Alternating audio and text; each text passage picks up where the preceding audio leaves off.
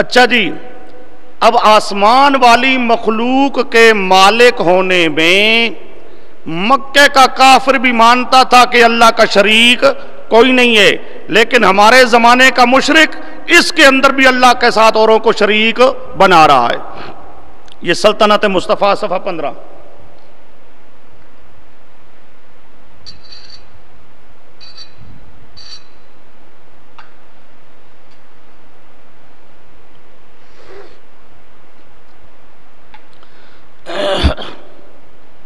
آگے جی شاہد نمبر 7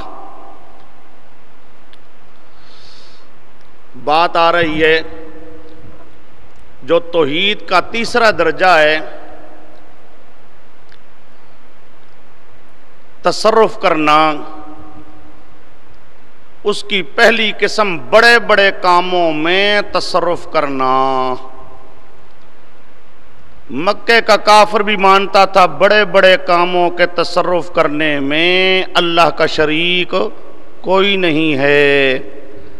اس بات پر قرآن پاک کی شہادتیں کہ قرآن پاک بتاتا ہے کہ واقعتاً مکہ کا کافر ان بڑے بڑے کاموں میں اللہ کی توحید کا قائل تھا، مشرک ہونے کے باوجود اتنا بڑا مشرک نہیں تھا کہ ان بڑے کاموں کے اندر بھی اللہ کے ساتھ شریک بنائے۔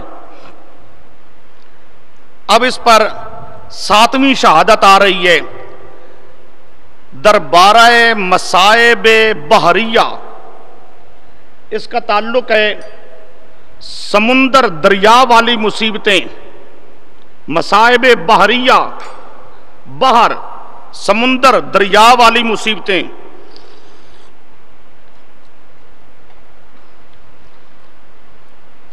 مشرکین مکہ کا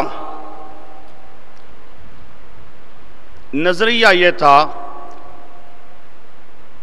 کہ کشتی جب دریا کے اندر چل رہی ہو، اگر کشتی بھنور کے اندر پھنس جائے اور انسان مصیبت کے اندر مبتلا ہو جائے، اب اس مصیبت کو دور کرنا، کشتی کو پار کرنا، یہ چھوٹا کام نہیں ہے، بڑا کام ہے۔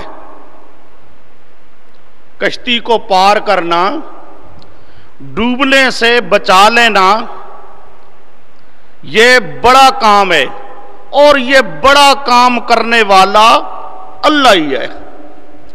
اس بڑے کام کے کرنے میں مشرکین مکہ مانتے تھے کہ ہمارے معبودوں میں سے کوئی معبود اللہ کا شریک نہیں ہے، کوئی کشتی کو پار لگانے والا نہیں ہے۔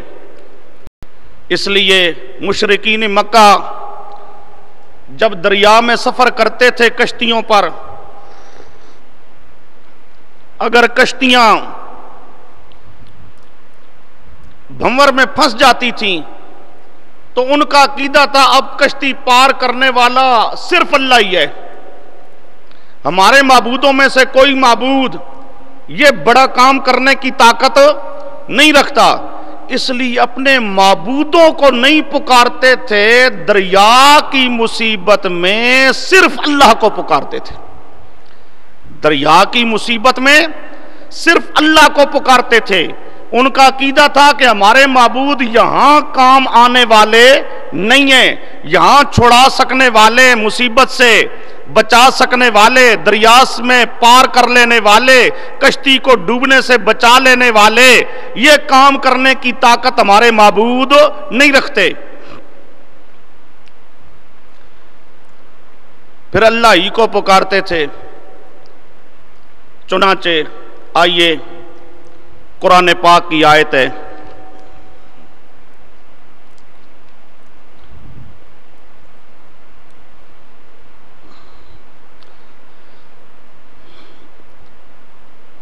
وَظَنُّوا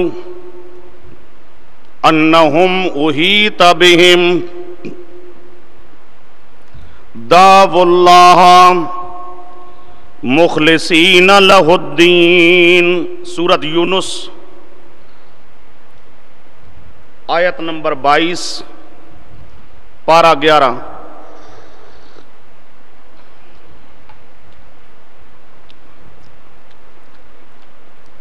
پوری آیت شروع ہو رہی ہے هو الذی یسیرکم فی البر والبحر، خشکی کے اندر، دریا کے اندر تمہیں چلانے والا اللہ ہے.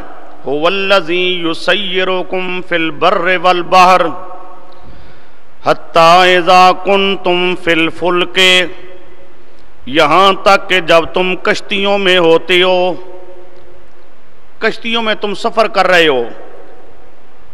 وَجَرَيْنَ بِهِمْ بِرِيحٍ طَيِّبَةٍ، وہ کشتیاں معتدل ہوا کے ساتھ چل کے جا رہی ہوتی ہیں اور ان سواروں کو لے کے جا رہی ہوتی ہیں. وَفَرِحُوا بِهَا، کشتی میں سوار خوش ہوتی ہیں کہ بڑا بہترین سفر ہو رہا ہے، کشتی بڑے بہترین انداز سے جا رہی ہے. خوش ہو رہے ہوتے ہیں کہ اچانک جاءتھا ریح عاصف، تند و تیز ہوا آ جاتی ہے، طوفان آ جاتا ہے. پہلے تو کشتی جا رہی ہے بڑے بہترین انداز سے، کشتی میں سوار لوگ بڑے آرام سے اطمینان سے بیٹھے ہوئے ہیں، لیکن اچانک تند و تیز ہوا آ گئی. وَجَاءَهُمُ الْمَوْجُ مِنْ كُلِّ مَكَانٍ، پھر دریا کی موجیں آ جاتی ہیں ہر طرف سے. اب طوفان آ گیا، موجیں آ گئیں. اب وَظَنُّوا أَنَّهُمْ أُحِيطَ بِهِمْ، اب سوار یقین کر لیتی ہیں أُحِيطَ بِهِمْ کہ وہ گھیر لیے گئے، پھنس گئے ہیں. جی بس تند و تیز ہوا چلنے لگتی ہے، کشتی کے سوار یقین کر لیتی ہیں کہ اب تو ہم پھنس گئے. پھر کیا کرتے تھے وہ؟ اللہ پاک ان کی بات ذکر کر رہا ہے، مکہ کے کافروں کی، مشرکین عرب، مشرکین مکہ. جب کشتیاں ان کی پھنس جایا کرتی تھیں، وَظَنُّوا أَنَّهُمْ أُحِيطَ بِهِمْ، یقین ہو جاتا تھا انہیں کہ بس پھنس چکی ہیں. اب دعوا اللہ، اب پکارتے تھے اللہ کو. پکارتے تھے اب دعوا اللہ، اب دعوا الاسنام نہیں ہے، دعوا اللات، دعوا العزا، دعوا ابراہیم، دعوا اسماعیل، دعوا نوحن، نہیں، اپنے معبودوں کو نہیں بلکہ اللہ کو پکارتے تھے. اور پکارتے بھی کس طرح؟ مخلصین لہ الدین، خالص پکار. اللہ کو پکارتے تھے خالص، یہ نہیں کہ اللہ بھی لات اور عزا بھی یوں شریک کریں، اللہ بھی پیر فقیر بھی، اللہ بھی نبی ولی بھی یوں شریک نہیں، بلکہ مخلصین لہ الدین، خالص کر کے پکارا کرتے تھے اللہ تعالیٰ کو. لئن انجیتنا من ہذہ، بلکہ وہاں اللہ سے وعدہ کرتے تھے اللہ اب بچا دے. لئن انجیتنا من ہذہ، اب اگر اللہ تو نے ہمیں نجات دے دی، بچا لیا، لَنَكُونَنَّ مِنَ الشَّاكِرِينَ، تو اللہ ہم شاکرین، جلالین معنی کرتا ہے، من الشاکرین من الموحدین، اب پکے توحیدی بن جائیں گے، توحیدیوں کی جماعت میں شامل ہو جائیں گے، مشرکوں کی جماعتوں کو چھوڑ دیں گے. وعدہ کیا کرتے تھے لَإِنْ أَنْجَيْتَنَا مِنْ هَذِهِ، اللہ بچا لے، ہم ہو جائیں گے شکر کرنے والے، توحید کو ماننے والے. اللہ پاک نجات دیتا تھا. فَلَمَّا أَنْجَاهُمْ إِذَا هُمْ يَبْغُونَ فِي الْأَرْضِ بِغَيْرِ الْحَقِّ، جب بچ کے آتے تھے پھر شرک کرتے تھے، پھر کہتے تھے فلانے بابے نے بچا لیا، فلاں پیر نے بچا لیا.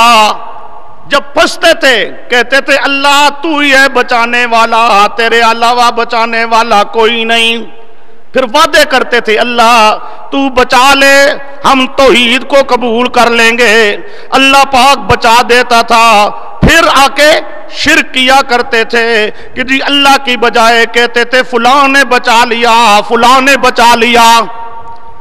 اب یہ آیت کریمہ بتاتی ہے کہ مشرکین مکہ کا عقیدہ کیا تھا کہ دریا والی مصیبت یہ بہت بڑا کام ہے، چھوٹا کام، چھوٹے کام تو ہمارے معبود، وہ آگے آ رہی ہے تفصیل، ہمارے معبود کر سکتے ہیں چھوٹے چھوٹے، لیکن بڑا کام توبہ توبہ نہیں کر سکتے، بڑے کام کرنے والا کون ہے؟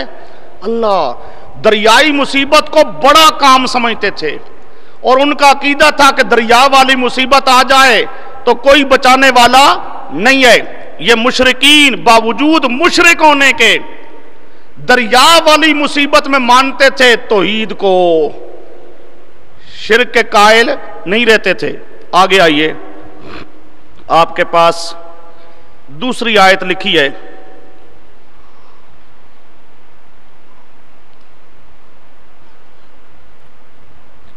فَإِذَا رَكِبُوا فِي الْفُلْكِ دَعَوُا اللَّهَ مُخْلِصِينَ لَهُ الدِّينَ فَإِذَا رَكِبُوا فِي الْفُلْكِ دَعَوُا اللَّهَ مُخْلِصِينَ لَهُ الدِّينَ سورۃ عنکبوت، سورۃ عنکبوت آیت نمبر 65، آیت نمبر 65 پارہ 21۔ اب ذرا دیکھو جی، فَإِذَا رَكِبُوا فِي الْفُلْكِ، سوار ہوتے تھے کشتی میں، کشتیوں میں سوار ہوئے ہیں، وہ کشتی بھنور میں پھنس گئی تو کیا کیا؟ دعوا اللہ مخلصین لہ الدین۔ اب وہ سمجھتے ہیں ہمارے معبود بچانے والے نہیں ہیں، تو پکارتے تھے اللہ کو خالص کر کے۔ یہاں بھی لفظ آ رہا ہے فَلَمَّا نَجَّاهُمْ إِلَى الْبَرِّ إِذَا هُمْ يُشْرِكُونَ، اللہ بچا لیتا تھا پھر یشرکون، پھر شرک کرتے تھے۔ وہاں وعدے کرتے تھے شرک نہیں کریں گے، لیکن جب اللہ پاک بچا لیتا تھا، مصیبت دور کر دیتا تھا، پھر کیا کرتے تھے؟ شرک کیا کرتے تھے۔ سورۃ عنکبوت۔ اب اس آیت نے بھی بتایا کہ دریا والی مصیبت میں مشرکین مکہ کا عقیدہ تھا یہاں بچانے والا صرف اللہ ہے، یہاں اللہ کے علاوہ کوئی اور بچانے والا نہیں ہے۔ آگے آئیے، تیسرا ماخذ، تیسری آیت، وَإِذَا غَشِيَهُمْ مَوْجٌ كَالظُّلَلِ دَعَوُا اللَّهَ مُخْلِصِينَ لَهُ الدِّينَ۔ یہ سورۃ لقمان آیت نمبر 32 پارہ 21، وَإِذَا غَشِيَهُمْ مَوْجٌ كَالظُّلَلِ، بڑی بڑی موجیں، جس طرح بادل آ جاتا ہے سائبان بن کے، جس طرح ایک بڑا سایہ آ گیا، سائبان آ گیا، بڑی بڑی موجیں آ گئیں۔ جب موجیں آ جایا کرتی تھیں پھر دعاؤ الاسنام نہیں ہے، دعاؤ انبیاء اللہ، دعاؤ اولیاء اللہ، دعاؤ ابراہیم، دعاؤ نوحن، نبیوں ولیوں کو نہیں پکارتے تھے، بلکہ دعوا اللہ، پکارتے تھے اللہ کو مخلصین لہ الدین، خالص پکار کرتے تھے اللہ کے لیے۔ اچھا جی، یہ مختلف آیتیں ہیں قرآن پاک میں۔ اب اس کے مقابل آپ جانتے ہی ہیں ہمارے زمانے کا مشرک دریا والی مصیبت میں بھی کیا کہتا ہے؟ یا بہاؤ لاکت بیڑا تک تکا لاؤ بابا جی، پھنس گئے ہم، علی مشکل کشا میری کشتی پار لگا دینا. نظمیں بنائی ہوئی ہیں لوگوں نے کہ جی حضرت علی مشکل کشائی کرنے والے ہیں، کشتی پار لگانے والے ہیں. کہاوتیں بنائی ہیں کہ شیخ عبد القادر جیلانی نے 13 سال کا ڈوبا ہوا بیڑا پھر پار کر دیا تھا. سارے مر گئے تھے، ان مردوں کو زندہ بھی کر لیا. اتنی طاقت تو ہے نا بابا جی میں، مردوں کو زندہ بھی کر لیا، ڈوبی ہوئی کشتی پار کر دی جی. حالانکہ مکہ کا کافر بھی مانتا ہے کہ دریا والی مصیبت میں اللہ کے علاوہ بچانے والا کوئی نہیں ہے. آگے آئیے جی، شاہد نمبر 8.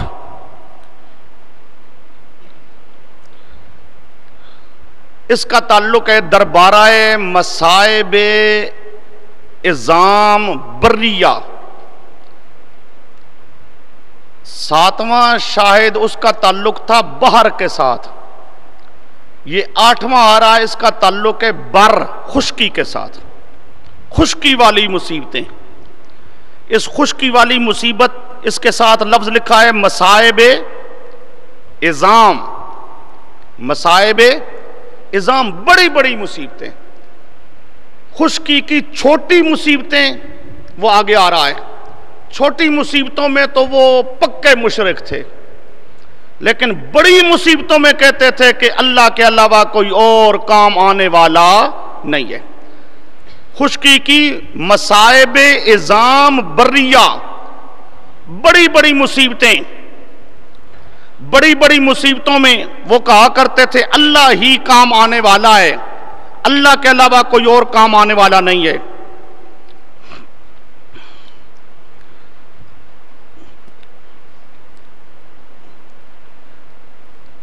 یہ جو دریا والی مصیبتیں ہیں وہ آیتیں آپ کے سامنے آ چکی ہیں.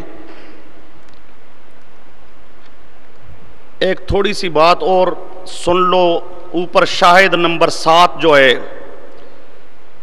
بحری مصیبتیں، ان کے سلسلے میں حضرت اکرمہ کا واقعہ. یہ ابو جہل کا بیٹا ہے، حضرت اکرمہ رضی اللہ تعالی عنہ. جب مکہ فتح ہوا ہے،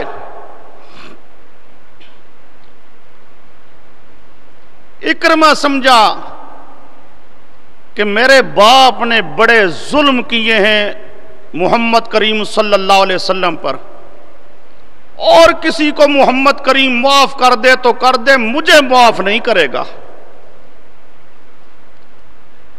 اس لیے جب مکہ فتح ہوا تو یہ وہاں سے بھاگ گیا. مکہ فتح ہوا، مسلمان ہونے کے لیے تیار نہ ہوا. خیال یہ تھا کہ محمد کریم معاف نہیں کریں گے، چونکہ میرے باپ نے بڑے ظلم کیے ہیں محمد کریم پر اور صحابہ پر، اس لیے بھاگ کے چلا گیا. جا رہا تھا، رستے میں دریا کا سفر آ گیا. دریا کا جو سفر آیا، کشتی میں بیٹھ گیا. اب کشتی میں جو بیٹھا، اب کشتی جا رہی ہے. کشتی جو جا رہی ہے، کشتی جا کے بھنور میں پھنس گئی. جب بھنور میں پھنسی، اب وہاں پر جو کشتی کے مالک تھے وہ بھی مشرک تھے. وہ بھی کیا تھے؟ مشرک. لیکن وہ باقی کشتی والوں کو کہنے لگے یہاں صرف اللہ ہی کو پکارنا ہے، اللہ کے علاوہ کسی اور کو نہیں پکارنا ہے. یہاں اللہ ہی بچائے تو بچائے، اللہ کے علاوہ کوئی اور بچانے کی طاقت نہیں رکھتا. اب اس حدیث کے واقعہ میں، یہ نسائی شریف کی حدیث ہے جس کے اندر یہ سارا واقعہ آ رہا ہے. لفظ حدیث کے سنو. فقال اصحاب السفینہ لأہل السفینہ، فقال اصحاب السفینہ لأہل السفینہ. کشتی کے مالک کشتی کے سوار لوگوں کو کہنے لگے، جو کشتی کے مالک تھے ملا، وہ کشتی کی سواریوں کو کہنے لگے، کیا کہنے لگے؟ اخلصو اخلصو، خالص پکارو، اخلصو خالص پکارو اللہ کو، اخلصو فَإِنَّ آلِهَتَكُمْ لَا تُغْنِي عَنْكُمْ شَيْئًا ہَاہُنَا، خیال کرنا، اخلصو خالص پکارو اللہ کو، کیوں جی؟ کہتے ہیں فَإِنَّ آلِهَتَكُمْ، جو تمہارے معبود ہیں نا، فَإِنَّ آلِهَتَكُمْ لا تغنی، لا تغنی عنکم شیئا، تمہارے معبود نہیں دور کر سکتے مصیبت شیئا، ذرہ بھی، یہ دریا والی مصیبت، دریا والی مصیبت ایک ذرہ بھی دور نہیں کر سکتے، لا تغنی عنکم شیئا ہاہنا، اے یہاں پر دریا سے ہٹ کر خشکی میں تو مشکل کشا ہیں وہ سمجھے، خشکی میں تو وہ مشکل کشا ہیں، وہ چھوٹی چھوٹی مصیبتوں میں وہاں تو مشکل کشا ہیں، لیکن دریا والی مصیبت میں کچھ نہیں، بالکل ککھ نہیں کر سکتے، شیئن، یہ کون کہہ رہے ہیں؟ مشرک ہیں، مشرک، لیکن ان کا عقیدہ کہ دریا والی مصیبت میں کوئی پیر فقیر ایک ذرہ بھی کام آنے والا نہیں ہے، کشتی کو پار کر سکنے والا نہیں ہے، مصیبت کو دور کر سکنے والا نہیں ہے، لفظ صاف کہتے ہیں فَإِنَّ آلِهَتَكُمْ لَا تُغْنِي عَنْكُمْ شَيْئًا ہَاہُنَا۔ اب سنو، حضرت اکرمہ بھی وہاں موجود ہے، وہ کہتا ہے یار یہ اخلصو کہ خالص اللہ کو پکارو، کسی پیر فقیر کو اللہ کے ساتھ شریک نہ بناؤ، وہ محمد بھی تو یہی کہتا ہے صلی اللہ، اور اگر یہاں دریا کے اندر محمد والی بات سچی ہے اور خالص پکار کام آنے والی ہے، شرکت والی پکار کام آنے والی نہیں ہے، تو خشکی کے اندر بھی خالص پکار کرنی چاہیے۔ پھر اگر یہاں پر اخلاص کام آتا ہے، خالص پکار کام آتی ہے، تو خشکی کے اندر بھی خالص پکار کام آئے گی، تو پھر تو ہمیں عقیدہ یہی بنانا چاہیے جو محمد کریم کہتا ہے۔ تو فوراً کہنے لگا اللہ اب بچانا، اب بچا یہاں سے، تو میں سیدھا محمد کریم کے پاس چلا جاؤں گا اور اس کا عقیدہ قبول کر لوں گا کہ خالص اللہ کو پکارنا چاہیے، اللہ کے ساتھ کسی کو شریک نہیں بنانا چاہیے۔ وہاں پر حدیث میں لفظ ہیں فقال اکرمہ، تو حضرت اکرمہ رضی اللہ تعالیٰ عنہ کہنے لگے واللہ واللہ لئن لم ینجنی، لئن لم ینجنی، لئن لم ینجنی فی البحر الا الاخلاص، دریا میں اگر نجات دینے والی کوئی چیز نہیں الا الاخلاص، مگر خالص پکار، لئن لم ینجنی فی البحر الا الاخلاص لا ینجنی فی البر غیرہ، لا ینجنی فی البر غیرہ، پھر خشکی میں بھی اخلاص کے علاوہ کوئی اور چیز بچانے والی نہیں ہے۔ اگر یہاں خالص پکار بچانے والی ہے تو خشکی کے اندر بھی خالص پکار بچانے والی ہے، لہذا خشکی میں بھی ہمیں عقیدہ بنانا چاہیے کہ خالص پکارنا چاہیے کس کو؟ اللہ کو. لَإِن لَّمْ يُنْجِنِي فِي الْبَحْرِ إِلَّا الْإِخْلَاصُ لَا يُنْجِنِي فِي الْبَرِّ غَيْرُهُ اللہم. اب فوراً اللہ سے وعدہ کرتا ہے اللہم ان لکا علی عہدن، اللہ میں تیرے ساتھ وعدہ کرتا ہوں، ان لکا علی عہدن، اللہ میں تیرے ساتھ وعدہ کرتا ہوں، ان انت عافیتنی، ان انت عافیتنی، اگر تو مجھے عافیت دے لے، بچا لے، مما انا فی ہے، اس مصیبت سے جس میں اب میں پھنسا ہوا ہوں. اے اللہ میں تیرے ساتھ وعدہ کرتا ہوں کہ یہ جو مصیبت دریا والی آ چکی ہے، جس مصیبت میں پھنس چکا ہوں، ان انت عافیتنی مما انا فی ہے، اگر تو مجھے عافیت دے دے، اگر تو مجھے بچا لے، میں وعدہ کرتا ہوں کہ ان آتیہ محمدن، ان آتیہ، میں محمد کریم کے پاس آؤں گا. اللہ تیرے ساتھ وعدہ ہے، اللہ تو مجھے بچا لے، میں وعدہ کرتا ہوں کہ ان آتیہ محمدن صلی اللہ علیہ وسلم، میں محمد کریم کے پاس آؤں گا اور آ کے کیا کروں گا؟ حتی اضع یدی فی یدی، میں رسول پاک کے پاس آؤں گا اور اضع حتی وضع یضع سے یضع تضع اضع، حتی اضع یدی، اپنا ہاتھ رکھ دوں گا، فی یدی، محمد کریم کے ہاتھ میں، یعنی بیعت کر لوں گا، محمد کریم کے ہاتھ پر ہاتھ رکھ کے بیعت کر لوں گا. فلا اجدنہ عفوا کریما، مجھے امید ہے کہ محمد عفواً مجھے معاف کر دے گا، کریماً مجھ پہ کرم کرے گا، مہربانی کرے گا، مجھے سزا نہیں دے گا.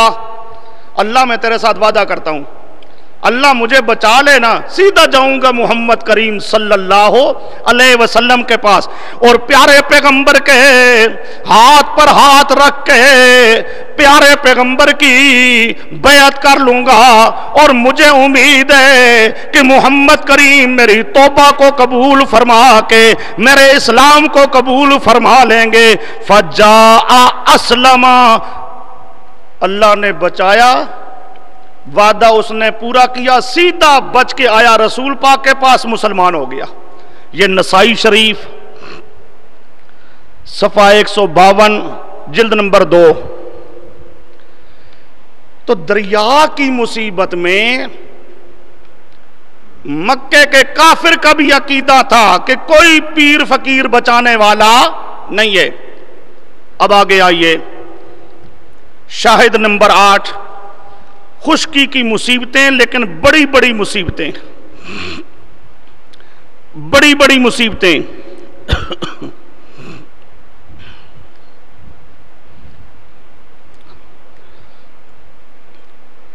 بڑی بڑی مصیبتوں میں مشرکین مکہ کا عقیدہ تھا کہ اللہ ہی بچانے والا، اللہ ہی کام آنے والا ہے. بڑی بڑی مصیبتوں میں مشکل کشا صرف اللہ ہے. بڑی مصیبت میں اللہ کے علاوہ کوئی اور بچانے والا نہیں ہے. ہمارے معبود کچھ بھی بڑی مصیبت میں کر سکنے والے نہیں ہیں. بڑی مصیبت میں حاجت روا، مشکل کشا اللہ ہی ہے. اندازہ لگاؤ، ہے مشرک، نسکتی کا مشرک ہے، یعنی قرآن کی ایک نہیں، قرآن کی نصوص قطعیہ کہتی ہیں مکہ کے کافروں کے بارے میں کہ یہ مشرک ہیں. پیارے پیغمبر نے ان کے مشرک سمجھ کر ان کے ساتھ جہاد کیا ہے، لیکن وہ مشرک بھی اتنا مشرک نہیں تھا جتنا مشرک ہمارے زمانے کا مشرک ہے. ہمارے زمانے کا مشرک ان نصوص قطعیہ کے مشرکوں سے بھی بڑھ گیا ہے. آؤ قرآن پاک کی شہادت، قُلْ مَن يُنَجِّيكُم مِّن ظُلُمَاتِ الْبَرِّ وَالْبَحْرِ قُلْ مَن يُنَجِّيكُم مِّن ظُلُمَاتِ الْبَرِّ وَالْبَحْرِ تَدْعُونَهُ تَضَرُّعًا وَخُفْيًا لَئِنْ أَنْجَانَا مِنْ هَٰذِهِ لَنَكُونَنَّ مِنَ الشَّاكِرِينَ قُلِ اللَّهُ يُنَجِّيكُم مِّنْهَا وَمِنْ كُلِّ كَرْبٍ ثُمَّ أَنْتُمْ تُشْرِكُونَ۔ سورۃ انعام آیت نمبر 63 پارہ 7۔ قل کہہ دیجئے میرے پیارے پیغمبر، من ینجیکم، اور کون تمہیں نجات دیتا ہے، من ظلمات البر والبحر، خشکی اور سمندر کی مصیبتوں میں۔ خشکی اور سمندر کی مصیبتوں میں تمہیں بچانے والا کون ہے؟ آگے سنو، تدعونہ، ایسی مصیبتیں کہ جن میں تدعونہ، اللہ ہی کو پکارتے ہو تم۔ تدعونہ، یہ مصیبتیں، خشکی کی مصیبتیں، دریا کی مصیبتیں، ان میں تمہیں بچانے والا کون ہے؟ یہ کون سی مصیبتیں؟ تدعونہ، جن میں تم پکارتے ہو اللہ ہی کو۔ کس کو پکارتے ہو؟ تضرعاً، پکارتے بھی کس طرح؟ بڑی عاجزی سے، بڑی وخفیتاً، اور آہستہ۔ پکارتے بھی ہو آہستہ، دعا کرتے ہو آہستہ۔ وہاں مان لیتے ہو کہ اونچی دعا کرنا ٹھیک ہو نہیں ہے، دعا خفیہ، بڑی عاجزی سے دعا، خفیہ دعا۔ اور کو بات سمجھ آ رہی ہے؟ کو جاگ رہے ہو، دنیا میں ہو، کو برزخ میں تو نہیں پہنچے۔ تدعونہ، مصیبت میں تدعونہ یا تدعون الاسنام، تدعون نبیا، تدعون ولیا، تدعون صنما، نہیں بلکہ تدعونہ۔ مصیبت میں پکارتے ہو کس کو؟ اللہ ہی کو۔ دعا کرتے ہو اللہ سے، دعا بھی کس طرح؟ جو اسلامی طریقہ ہے، تضرعاً، تضرعاً، بڑی عاجزی سے۔ انسان عاجزی سے اللہ کی بارگاہ میں دعا کرے، کس طرح؟ کس طرح؟ بڑی عاجزی سے، یا انج آکڑ کے۔ ہاں، خیال کرو اللہ پاک کو آکڑنے والی پارٹی سے بچائے۔ تدعونہ تضرعاً، دعا کرتے ہو، سمجھتے ہو کہ دعا عاجزی سے ہونی چاہیے، عاجزی سے، یوں اکڑنا نہیں چاہیے غیر مقلدوں کی طرح۔ تدعونہ تضرعاً و خفیۃً، دعا کرتے ہو خفیہ، دعا کرتے ہو۔ آمین دعا ہے کہ نہیں؟ بخاری شریف میں لکھا ہوا ہے کہ آمین دعا ہے، اور دعا کا طریقہ خفیۃً، خفیہ، اچھی، ہاں خیال کرو، آہستہ۔ تدعونہ تضرعاً وخفیہ لئن انجانا من هذه لنکونن من الشاکرین۔ وعدے کرتے ہو اللہ پاک کے ساتھ، اللہ اگر اس مصیبت سے بچا لے گا ہم پکے توحیدی بن جائیں گے، پکے توحیدی بن جائیں گے، مشرکوں کو چھوڑ دیں گے، مشرکوں کو چھوڑ دیں گے، پکے توحیدی بن جائیں گے۔ بتاؤ کون نجات دیتا ہے؟ کل میرے پیارے پیغمبر تو ہی جواب دے دے۔ پہلے تو ان سے پوچھ من ینجیکم، اور بتاؤ تو صحیح مشرکو تمہیں بچانے والا، تمہیں نجات دینے والا کون ہے؟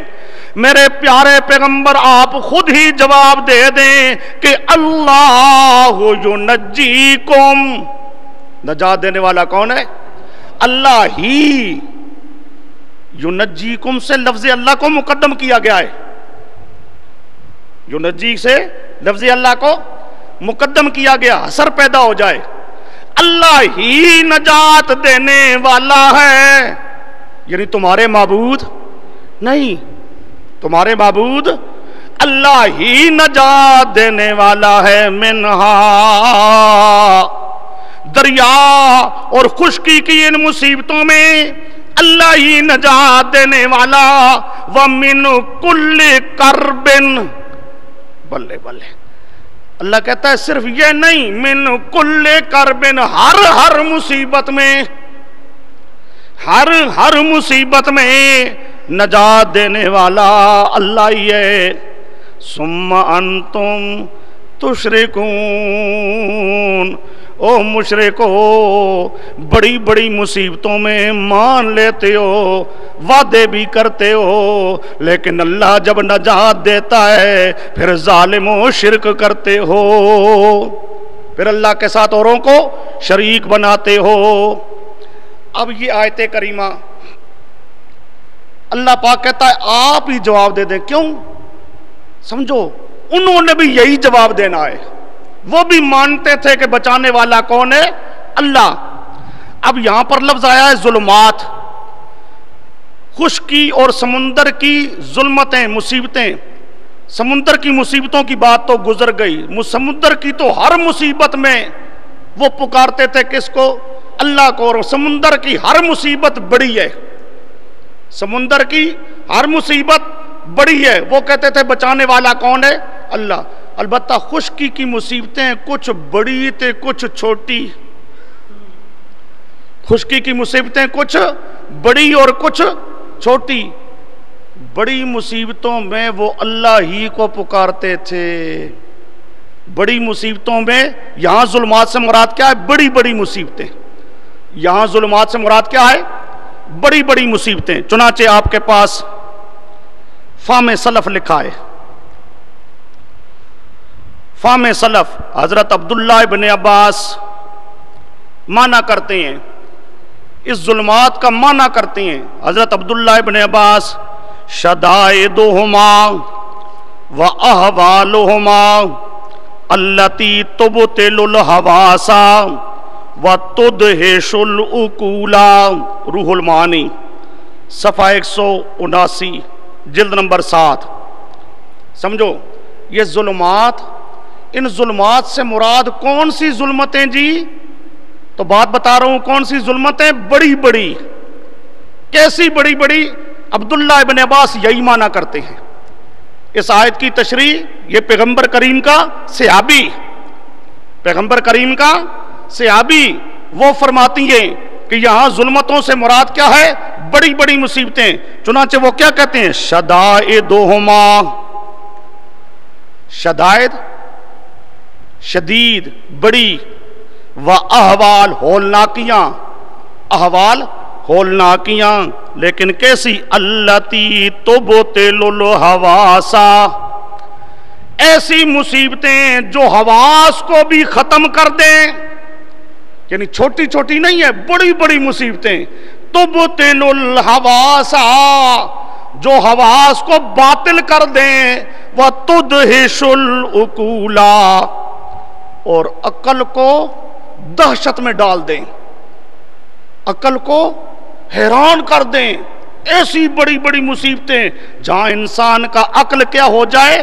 حیران ہو جائے، انسان مدہوش ہو جائے، ایسی بڑی بڑی مصیبتوں میں وہ کہتے تھے بچانے والا کون ہے؟ اللہ۔ آئیے جی، یہ قرآن پاک کی بہت ساری آیات ہیں اس پر، لیکن بات لمبی ہوتی ہے، مقصد تو صرف سمجھانا ہے۔ ایک یہ آپ کے سامنے 8 شواہد آ چکے ہیں، 8 شہادتیں قرآن پاک سے کہ بڑی بڑی مصیبتوں میں، بڑے بڑے کاموں میں مشرکین مکہ کا عقیدہ بھی تھا کہ اللہ کا شریک کوئی نہیں ہے۔ اس کے مقابل بریلویوں کا عقیدہ ہر جگہ آ رہا ہے۔ اب یہاں خشکی کی مصیبتوں کے بارے میں وہ عقیدہ آگے آ رہا ہے جو یہ کہتی ہیں۔ اب اس سے ہٹ کر شاہد نمبر 9،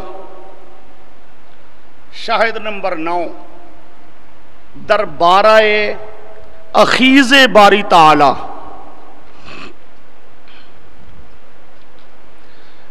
دربارہ اخیز باری تعالی۔ اخیز ماخوذ پکڑا ہوا، اخیز ماخوذ کے معنی میں پکڑا ہوا۔ اللہ پاک کسی مصیبت میں گرفتار کر دے، پکڑ لے، اللہ پاک کسی مصیبت میں گرفتار کر دے، کسی کو پکڑ لے، سزا دینے پہ آ جائے۔ مشرکین مکہ مانتے تھے کہ اللہ کے پکڑے ہوئے کو چھڑا کوئی نہیں سکتا۔ اللہ اگر ناراض ہو جائے اور اللہ ناراض ہو کر پکڑ لے، سزا دینے کا فیصلہ کر دے، جب پکڑ لے، سزا دینے پہ آ جائے، پھر وہ کہتے تھے ہمارے معبود بھی بچا سکنے کی طاقت نہیں رکھتے، چھڑانے کی طاقت نہیں رکھتے۔ آئیے اس کے لیے شہادت۔ وَهُوَ يُجِيرُ وَهُوَ يُجِيرُ وَلَا يُجَارُ عَلَيْهِ إِن كُنتُمْ تَعْلَمُونَ۔ یہ سورۃ مومنون ہے، آیت نمبر 88، پارہ 18 ہے۔ سمجھنا ذرا بات کو۔ وَهُوَ يُجِيرُ، اجارہ یجیرو، بچا لینا، پناہ دے دینا۔ کوئی پکڑ لے، اللہ پناہ دے لے، بچا لے، بچانا چاہے بچا سکتا ہے۔ یجیر، اللہ بچانا چاہے بچا سکتا ہے۔ آگے وَلَا يُجَارُ عَلَيْهِ، اس کا معنی کیا؟ اللہ پکڑ لے، اللہ، اور اللہ کے پکڑے ہوئے کو کوئی اور بچانا چاہے تو لا یجارو علیہ، کوئی اور پہنچا سکتا نہیں۔ اللہ پاک کہتے ہیں میرے پیارے پیغمبر ان سے پوچھیں کہ یہ صفت کس کی ہے، یہ کون ہے کہ جو خود پکڑنا چاہے تو پکڑ سکتا ہے، لیکن وہ پکڑ لے تو اس کے پکڑنے ہوئے کو کوئی چھوڑا نہیں سکتا۔ ان سے پوچھو یہ صفت کس کی ہے؟ وہ کہتے تھے سیقولون للہ، سیقولون، یہ صفت کس کی ہے؟ اللہ کی۔ اللہ دوسروں سے چھڑا سکتا ہے، اللہ پکڑ لے، اللہ کے پکڑے ہوئے کو کوئی دوسرا چھڑا نہیں سکتا۔ یہ صفت کس کی ہے؟ اللہ کی۔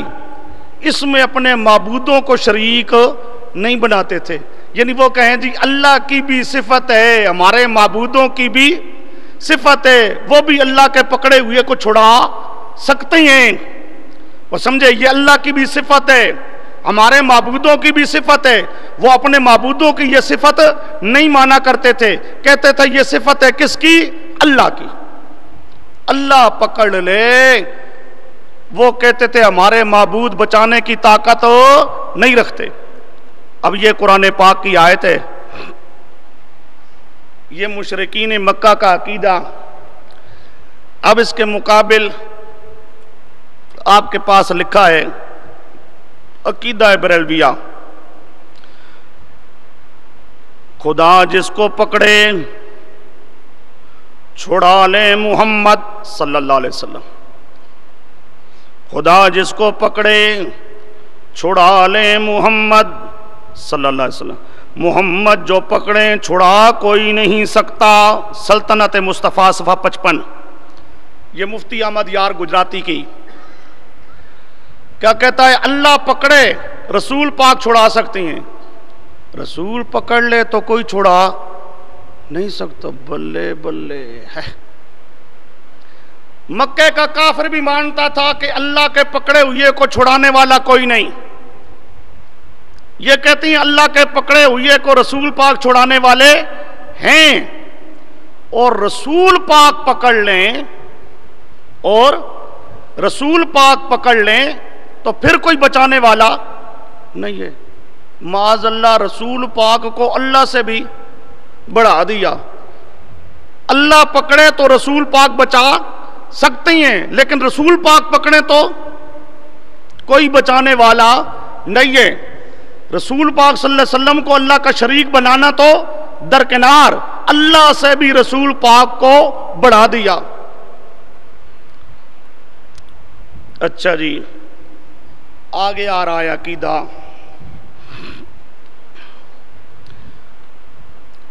شاہد نمبر 10، مختار کل۔ مختار کل، ہر چیز کا اختیار رکھنا، ہر چیز کا مالک ہونا، ہر چیز کی تدبیریں کرنا۔ مکے کا کافر بھی مانتا تھا ہر کی تدبیر کرنے والا صرف اللہ ہے، ہر ایک کے نفع نقصان کا مالک اللہ ہے، ہر چیز کا مالک، ہر چیز کا مختار، ہر چیز پر قادر، علی کل شیء قدیر کون ہے؟ صرف اللہ۔ وہ کہتے تھے ہمارے معبود سب کچھ کر سکنے والے نہیں ہیں، سمجھو ہمارے معبود مالک کل، مختار کل، مدبر کل نہیں ہیں۔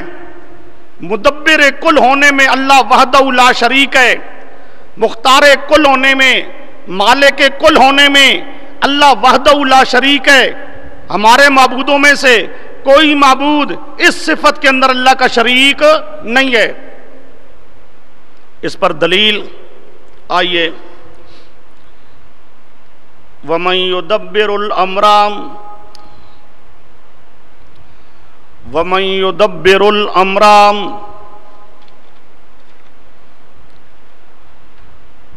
سورۃ یونس آیت نمبر 31، پارہ 11۔ آیت یہ پہلے گزر چکی ہے، لمبی آیت، قُلْ مَن يَرْزُقُكُم مِّنَ السَّمَاءِ وَالْأَرْضِ، اس کے اخیر میں آ رہا ہے وَمَن يُدَبِّرُ الْأَمْرَ، کون ہے الامر؟ تمام کاموں کی تدبیر کرنے والا، مدبر کل، تمام کاموں کی تدبیر کرنے والا۔ الامر، الامر تمام امور، تمام امور کی تدبیر کرنے والا کون ہے؟ فَسَيَقُولُونَ، وہ جواب دیں گے کیا؟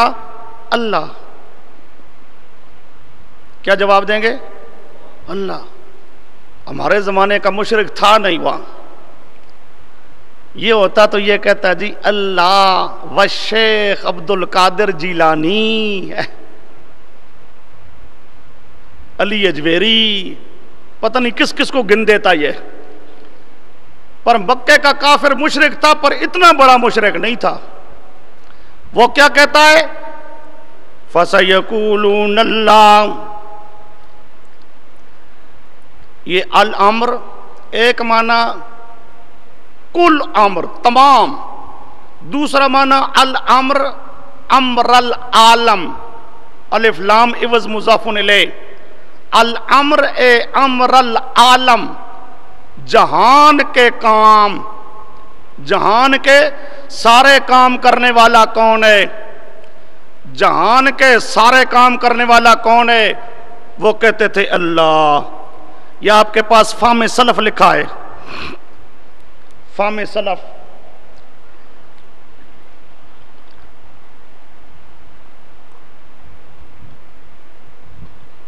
من یدبر الامر کا معنی کرتے ہیں سید محمود آلوسی حنفی رحمت اللہ تعالی علیہ.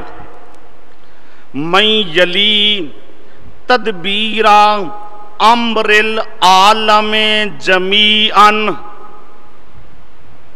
سمجھو امر کے آگے امر عالم جمیعا, جہان کے تمام کام, جہان کے تمام کام کی تدبیر کرنے والا.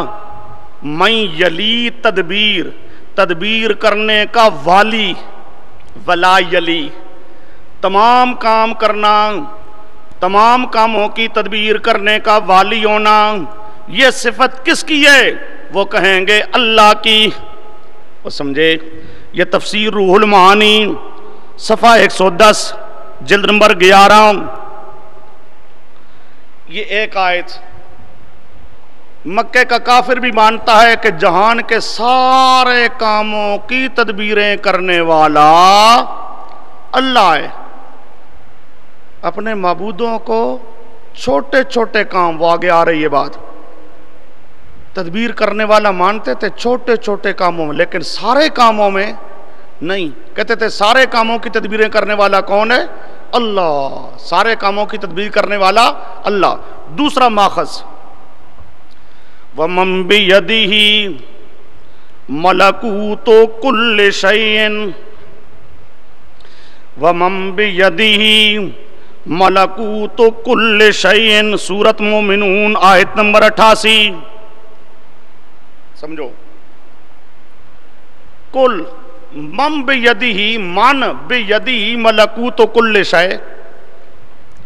کہہ دیجئے میرے پیغمبر من کون ہے؟ من کون ہے؟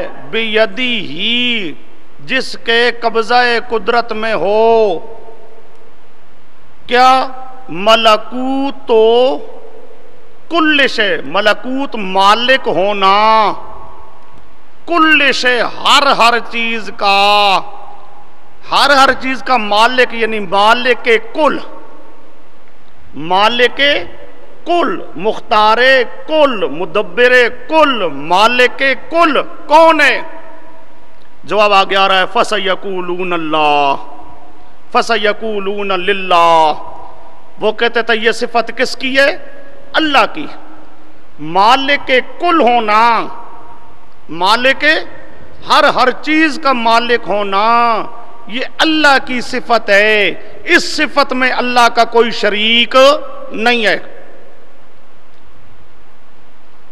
اب یہ قرآن پاک کی دو شہادتیں ہیں. قرآن پاک کی دوسری بہت ساری آیات بھی ہیں. بہرحال وہ مانتے تھے کہ مختار کل, مالک کل کون ہے؟ اللہ. کوئی نبی, ولی, پیر, فقیر, ہمارے معبودوں میں سے کوئی معبود مالک کل, مختار کل, مدبر کل, متصرف کل کوئی نہیں. اپنے معبودوں کو مالک کل, مختار کل نہیں مانتے تھے. اب اس کے مقابل آئیے عقیدہ ذرا اپنے زمانے کے مشرکوں کا.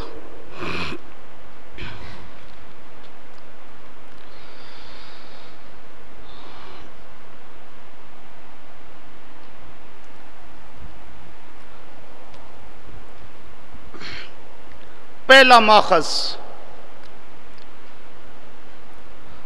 ماخذ یہ مولانا احمد رضا خان صاحب کی کتاب الامن والعلا کا حوالہ ہے. لکھتی ہیں اولیاء کرام بعد انتقال تمام عالم میں تصرف کرتی ہیں اور کاروبار جہان کی تدبیر فرماتے ہیں. الامن والعلا صفحہ 85 یا صفحہ 44. جو میرے پاس الامن والعلا ہے اس کا صفحہ 44 ہے. الامن والعلا صفحہ 44. اولیاء کرام بعد انتقال، اولیاء کرام جب مر جاتی ہیں، انتقال ان کا ہو جاتا ہے. اب یہ تو لفظ موت کا توبہ توبہ کبھی برداشت ہی نہیں کر سکتے، نہیں صحیح لفظ لکھتے ہیں انتقال. اولیاء کرام بعد انتقال، انتقال ہو جانے کے بعد تمام عالم میں تصرف کرتی ہیں. لو جی، زندگی میں تو زندگی میں رہ گئے، مرنے کے بعد وہ اپنی قبر میں آرام سے بیٹھتے نہیں ہیں. وہ تمام عالم میں، وہ تمام سارے جہان میں نکل آتی ہیں، اپنے مریدوں کے گھروں میں گھس جاتی ہیں. پتہ نہیں کوئی شرم ہے، یا اللہ ہی خیر کرے. تمام عالم میں تصرف کرتی ہیں. مرنے کے بعد قبر میں آرام سے بیٹھتے نہیں، نکل آتی ہیں، تصرف کرتی ہیں اور کاروبار جہان کی تدبیر فرماتی ہیں. جہان کے کام جتنے ہیں نا، جہان کے کاموں کی تدبیریں کرتی ہیں. کسی کو بیمار، کسی کو شفا، کسی کو نفع، کسی کو نقصان. یہ جی پیر فقیر. اب یہاں صرف نبیوں کی بات نہیں ہے، اولیاء کرام ولی بھی کیا ہیں؟ سارے جہان میں تصرف کرتی ہیں. یہاں کوئی چھوٹے بڑے کام کا کوئی فرق نہیں ہے، کسی ایک علاقے کی بات نہیں ہے. پورے جہان میں مرنے کے بعد وہ تصرف کرتی ہیں. اسلامی عقیدہ تو ہے کہ جو مر جاتا ہے میت اپنے کفن کا مالک بھی نہیں ہوتا. میت اپنے کفن کا مالک بھی نہیں ہوتا. اسلامی عقیدہ، فقہ اسلامی کا عقیدہ کفن کا مالک نہیں. اور یہ کہتے ہیں سارے جہان کے مالک ہیں، سارے جہان میں آ کے تصرف کرتی ہیں. اب ایسا عقیدہ مختار کل کا، مشرکین مکہ کا بھی نہیں تھا، جو ان کا عقیدہ آ گیا. اگلی دوسری عبارت دیکھو جی، یہ بھی مولانا احمد رضا خان صاحب بریلوی کی عبارت ہے.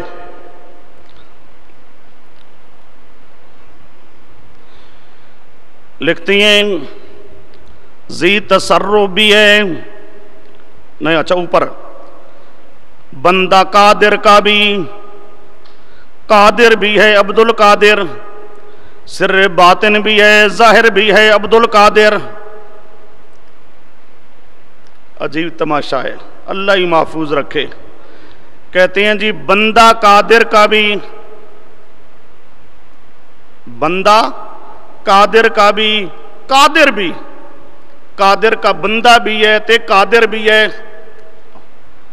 قادر کا بندہ بھی ہے اور قادر بھی ہے. مزہ تو آیا. قادر کا بندہ بھی ہے، ادھر بندہ بھی ہے، ادھر قادر بھی ہے. بندہ، عبد فقہ کی کتابیں اٹھاؤ، لکھا ہے عبد، العبد من لا یملک شیئا. عبد بندہ کس کو کہتے ہیں؟ من لا یملک شیئا، جو کسی چیز کا مالک نہیں ہوتا. یہ کہتا ہے بندہ بھی ہے تے قادر بھی ہے، بندہ بھی ہے تے قادر بھی ہے. بندہ قادر کا بھی، قادر بھی ہے عبد القادر، سر باطن بھی ہے، ظاہر بھی ہے. بلے باطن بھی ہے تے باطن پوشیدہ تے ظاہر